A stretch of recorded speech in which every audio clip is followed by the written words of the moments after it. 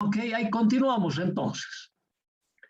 Bien, esta mañana ya hemos visto los tipos de registros que nosotros utilizamos en los sistemas digitales.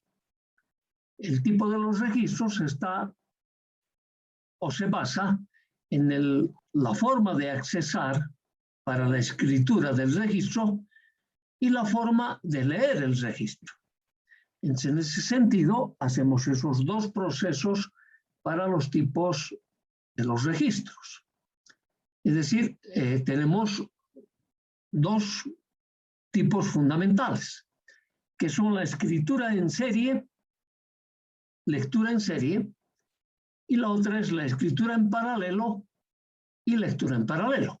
Entonces, en función de esas dos estructuras básicas, se tienen otras dos más, que la escritura serial, o sea, el acceso al registro en forma serial, y la lectura paralela.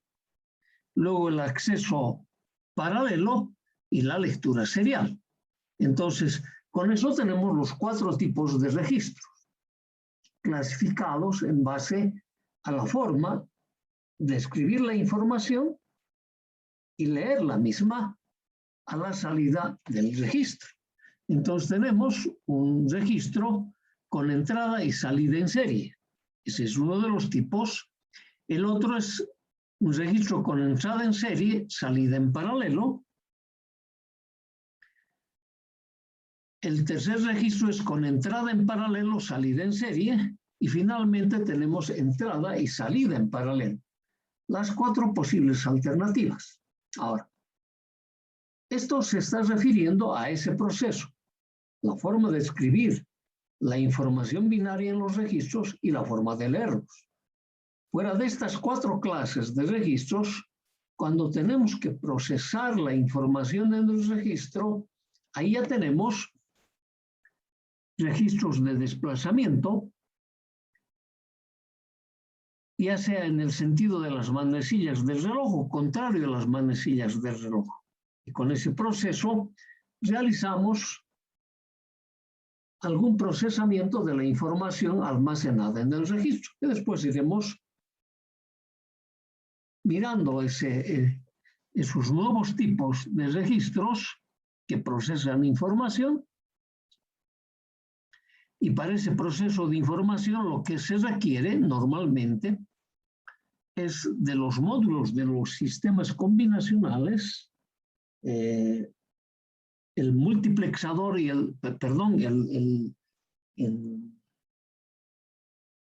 ¿cómo es esto? Los convertidores de información paralela a información serial y la información serial en información paralela. Entonces, con esos dos elementos de los módulos de lógica combinacional,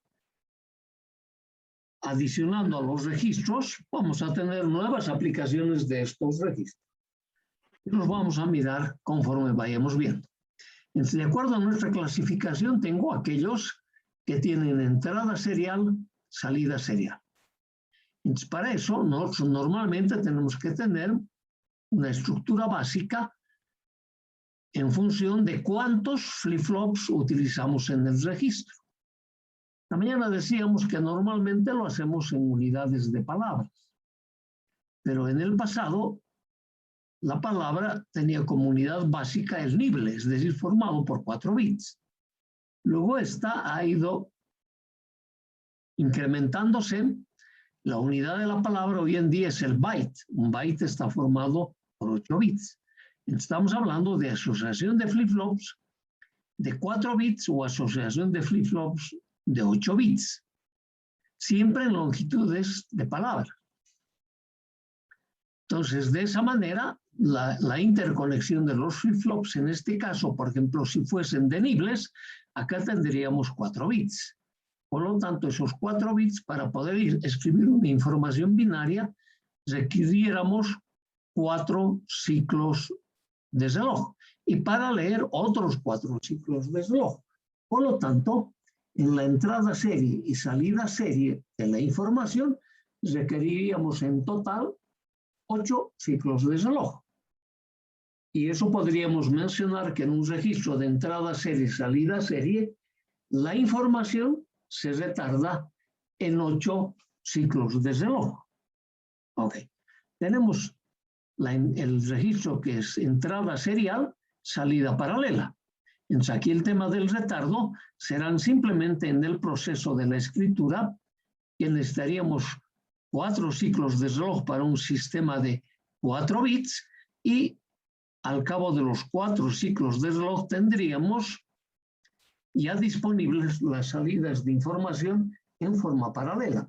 Entonces ahí tenemos el registro entrada serie, salida paralela. Luego tendríamos los registros que son escritura de la información en forma paralela y la lectura en forma serial. De igual manera que en el anterior caso, solo que este es en proceso inverso, la escritura no requiere más niveles que un solo ciclo de reloj, a lo sumo, si es que utilizamos las entradas seriales, perdón, las entradas síncronas de los flip-flops que participan en el registro, ahí necesitaríamos una señal de reloj para poder escribir la información. Luego, para leerlas requeriríamos 4 ciclos de reloj. En cambio, si utilizamos las entradas asíncronas para escribir la información, no requeriríamos ningún ciclo de reloj solo para leerlas. Entonces, estarían demorándose solo 4 ciclos de reloj. Finalmente, tenemos aquellos registros de entrada paralela y salida paralela. Entonces, generalmente en estos 2 últimos casos se suele utilizar las entradas asíncronas. Pero para garantizar la información en la entrada paralela y salida paralela, en ese registro se utilizan necesariamente las entradas síncronas. No se utilizan las entradas asíncronas porque sería independiente de la señal de reloj. Ok, y vamos a ir viendo cada uno de los detalles correspondientes. Luego mencionamos también en estos 4, para estas 4 formas de los registros, los flip-flops que son recomendables para la operación. Habíamos mencionado que en primera instancia requerimos los flip-flops del tipo D. El tipo D es un flip-flop que me permite transferir la información que tengo en la entrada D hacia la salida en un ciclo de reloj.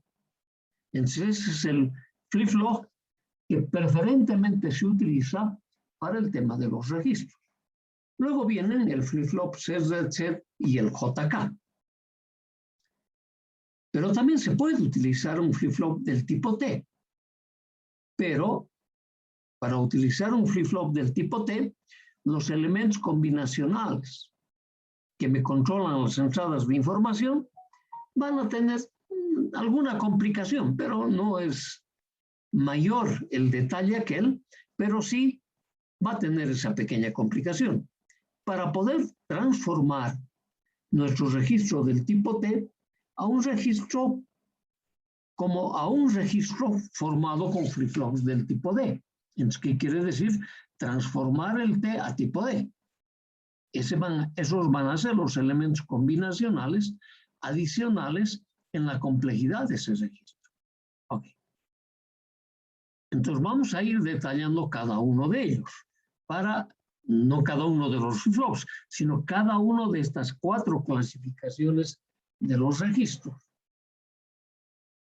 Y notaremos en aquello que no reviste mayor complicación cuando solo tenemos que almacenar y leer la información. La complicación empieza cuando tenemos que, además de almacenar la información, tenemos que procesarla para luego leerla. Ahí sí se nos va a presentar un tipo de desplazamiento de la información o a derecha o a izquierda. O finalmente hacer rotar la información en un sentido de las agujas del reloj o en el sentido contrario. Normalmente eso conocemos nosotros como rotación de información en el sentido levógiro o destrógiro. Vamos a utilizar esas pequeñas clasificaciones.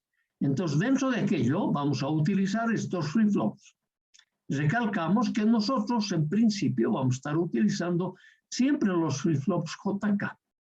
Ahora, estos registros, en cuya formación es muy sencilla, pero también existen registros en circuitos integrados. Ya viene la formación dentro de un circuito integrado con una cantidad de pins de entrada y pins de salida. Y dentro de ella están disponibles los flip-flops que conforman el registro. Obviamente que en esas estructuras no dependen del código que nosotros vamos a almacenar. La estructura es la misma para cualquier código. Ok. Entonces, es bastante sencillo el tema de los registros en cuanto a la implementación de los mismos. O sea, prácticamente no tenemos que seguir un procedimiento como en el tema de la síntesis del módulo que representa los contadores o generadores de secuencia. Allá, si bien utiliza la misma metodología de diseño que los sistemas secuenciales, mencionamos allí que hay algunos pasos que están resumidos con respecto a la metodología general, pero que sí dependen del código en la que van a realizar la cuenta. En cambio, aquí en los registros no depende del código en la que se va a almacenar la información binaria. Okay. Entonces, esta es una gran diferencia. Por eso que los registros son mucho más sencillos que los contadores. Bien. Sabemos que un flip-flop, eso es lo que hemos ido analizando en el capítulo 6, es una memoria de un bit, pues me permite almacenar o un 0 o un 1. Con n flip-flops voy a poder almacenar n bits de información. Y este n va a tomar valores particulares, como por ejemplo para el nible 4 flip-flops, o para el byte 8 flip-flops. Y en función de ellos van a ir creciendo en múltiplos, o de bytes, o en múltiplos de niveles, para el incremento de nuestro registro. Ok. En los registros, normalmente la salida de un flip-flop se conecta con la entrada del siguiente flip-flop de la formación. Podríamos nosotros decir que las salidas con respecto a los flip-flops siguientes están conectados en serie con las entradas. Ok.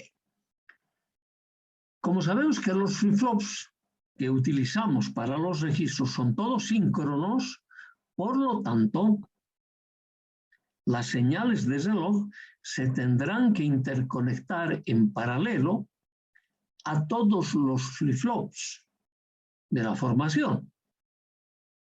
Es decir, que la señal de reloj interactúa para cada uno de los flip-flops simultáneamente. Generalmente en los registros, lo que sí requerimos de las entradas asíncronas es la entrada de clear, porque hay que borrar toda la información previamente almacenada en ella para volver a reutilizar ese registro y almacenar una nueva información. Para eso, obviamente, la entrada de clear es recomendable que los flip-flops dispongan de la misma. Si queremos accesar en forma paralela y sin utilizar señales de reloj, también es recomendable que los flip-flops tengan el pre-reset. Que no todos los flip-flops lo disponen. Ok, siempre nos vamos a encontrar con flip-flops que tienen o la entrada de borrada asíncrona o la entrada de preajuste asíncrono. Claro que también podemos encontrarnos con los flip-flops que tienen ambas entradas asíncronas. Ahora, ese es un tema El otro tema en los registros es obvio que tengamos que utilizar sus entradas síncronas. En los registros también podemos tener, igual que en los contadores, un borrado síncrono. Pues para eso utilizaríamos las entradas síncronas de información del flip-flop o de los flip-flops, pero en ese caso, para el valor inicial, para el borrado correspondiente, vamos a utilizar una señal de reloj, un ciclo de reloj. Entonces, solo esas son las consideraciones que hay que tomar en cuenta para realizar la formación de los flip-flops que conforman un registro. Y eso lo estamos indicando en esta parte de esta filmina. Me está diciendo las entradas asíncronas, pre-reset y clear, y las entradas síncronas, que serían el D, el SR, el JK o el T, de los 4 flip-flops, se utilizarán para el borrado, el clear, de los flip-flops. Esas serían las entradas asíncronas. El preajuste, pre-reset, también para el cargado de las informaciones. Entonces, estos serían las entradas asíncronas que se pueden utilizar para ese propósito. Pero también se pueden utilizar las entradas síncronas. Todo dependerá de lo que dispone cada uno de los flip-flops que van a conformar la formación del registro. Ok. Ahora, las salidas del registro, es obvio, son las salidas principales del flip-flop. Y eso también va a depender de la forma como nosotros o vamos a introducir información o vamos a leer la información almacenada en el registro. Pero siempre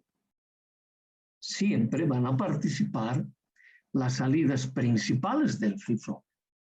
Ya sabemos que van a tener su salida secundaria y que la salida secundaria tiene una información complementaria a la salida principal. Eso también nos dice que nosotros podemos utilizar ambas salidas, dependiendo de lo que estemos haciendo con el registro correspondiente. Ok.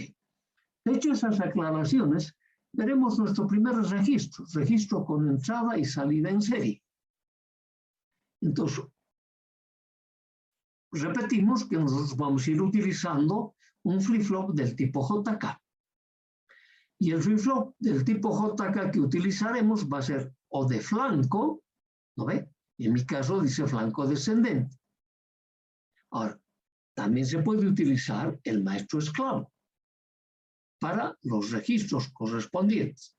Entonces, si utilizamos el de maestro esclavo, ya sabemos que en el pulso positivo, en el flanco descendente de ese pulso positivo, cada uno de los flip-flops ha completado una tarea.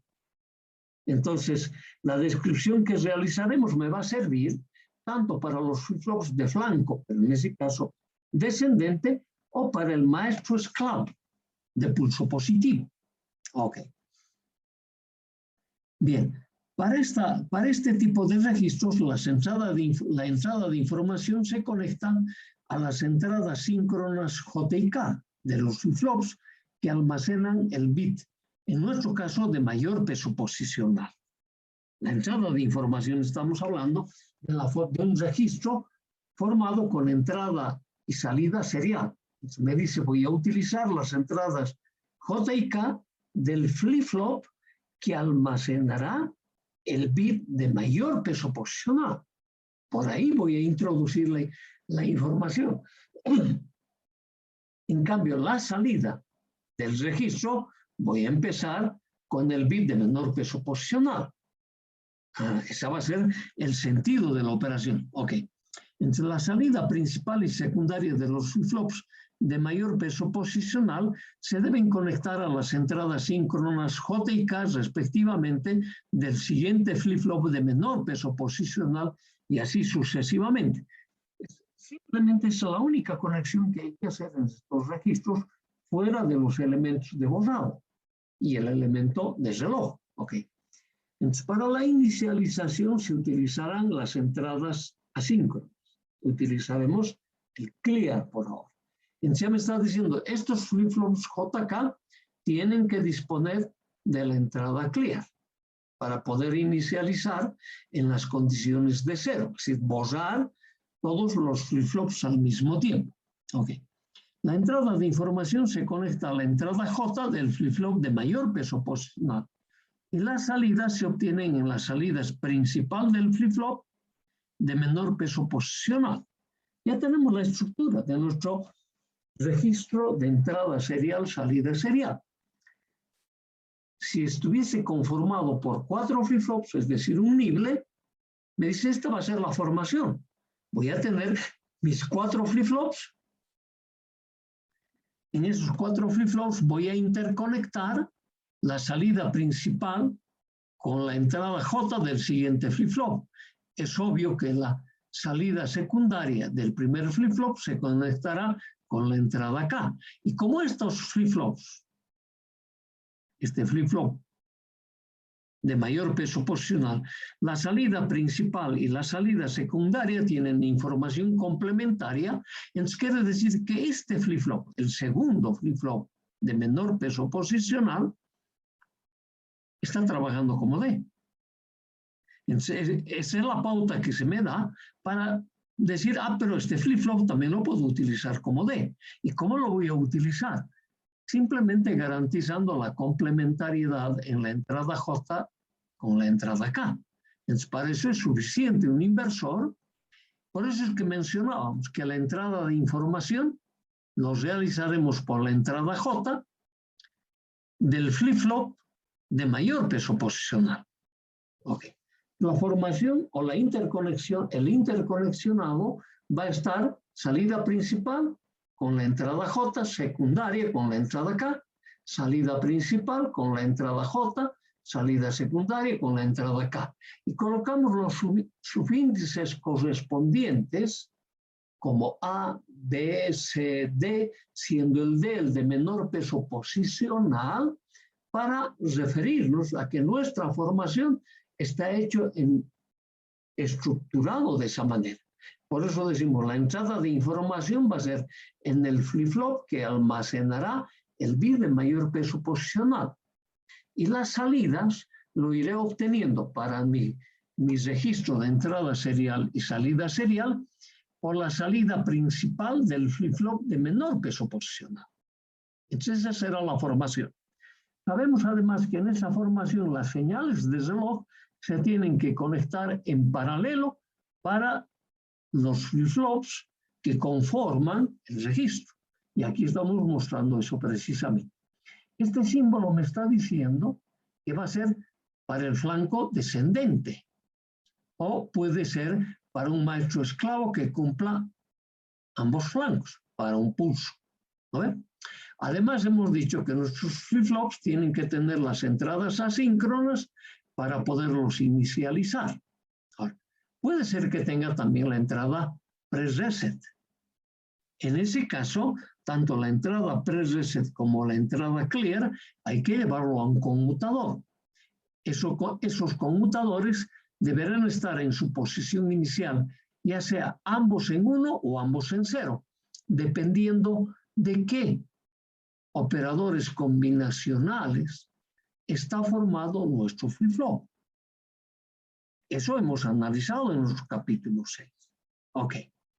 Entonces, para nuestro caso, estamos suponiendo, ¿no ve?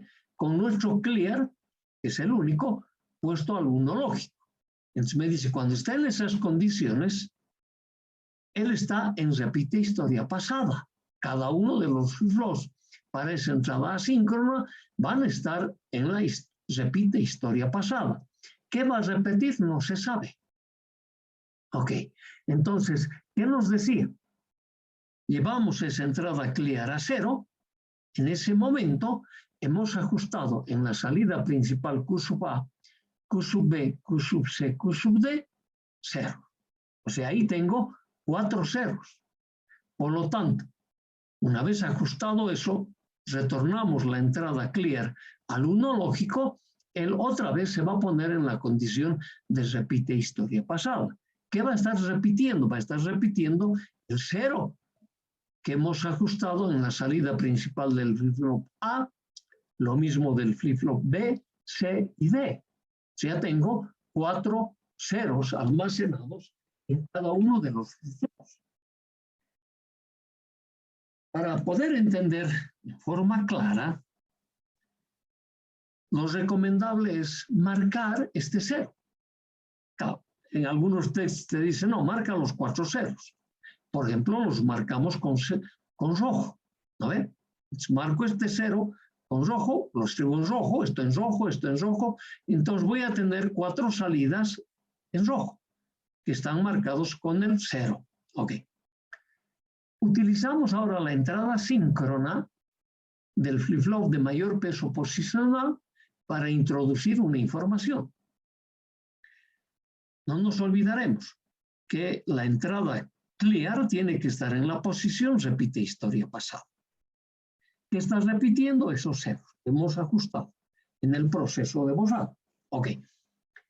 Vamos a suponer por un instante que vamos a introducir una información 0, 1, 0, 1. 4 bits de información. Ok.